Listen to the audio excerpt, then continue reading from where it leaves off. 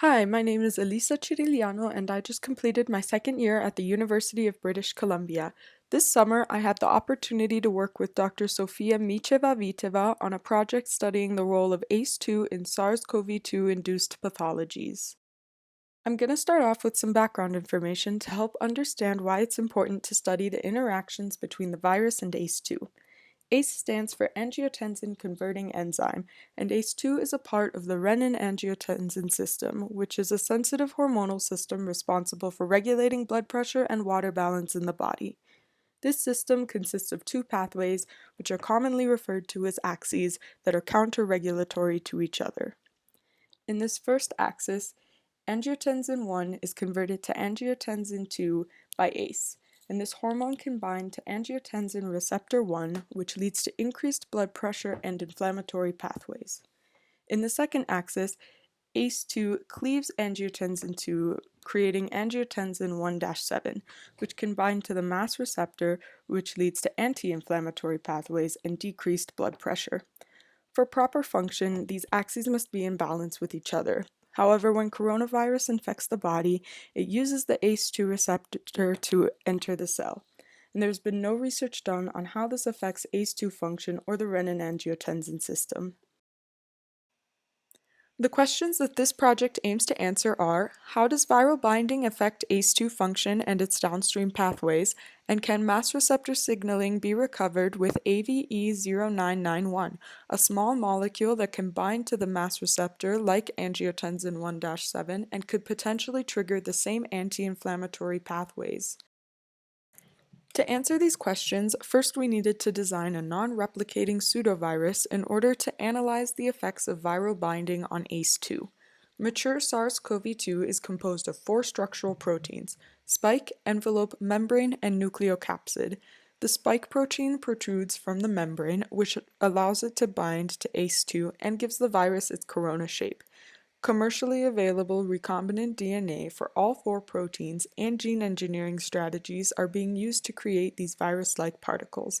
The N proteins are fused with GFP in order to quantitatively assess the efficiency of virus-like particle interaction with the host cells. This pseudovirus is still being developed, but in the meantime, we have been using an ACE2 antibody that binds to the same region of ACE2 as the spike protein. We've been using human epithelial A549 cells and giving them various treatments involving excess angiotensin II and ACE2 antibodies to simulate viral binding and its effects. These treatments can put the cells under a lot of stress, which causes reactive oxygen species to accumulate, which can damage DNA. The histone H2AX is an important component of DNA damage repair and is activated via phosphorylation when DNA experiences a double-strand break. In these images, phosphorylated H2AX is marked by red fluorescence, and it's an indicator of how much DNA damage the cell has undergone. Here we can see that a combination of excess angiotensin II and ACE2 antibodies have created a relatively large amount of DNA damage to these cells compared to the other treatments. Another biomarker we look at after treating cells is fibronectin, an extracellular glycoprotein with a key role in cellular adhesion and a good indicator of fibrosis. In these images, fibronectin is indicated by green fluorescence, and we can see that there is a considerable increase in the amount of fibronectin present when ACE2 receptors are blocked. Here we can see that even in cells with functional ACE2 receptors, when they are treated with excess angiotensin II, there is an increase in fibronectin accumulation compared to untreated cells.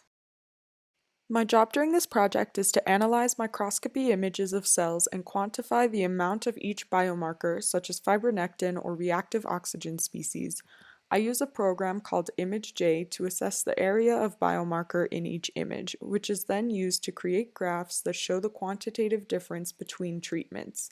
From the graphs, it is easier to see that excess angiotensin II induces reactive oxygen species and fibrosis, and blocking ACE2 drastically increases the cell's predisposition to fibrosis.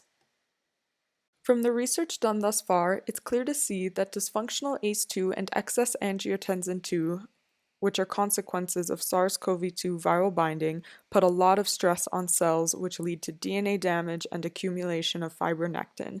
The next steps of this project will be to introduce the CoV-2 pseudovirus in cell treatments and analyze the effect of AVE0991 on the cell stress response to ACE2 dysfunction.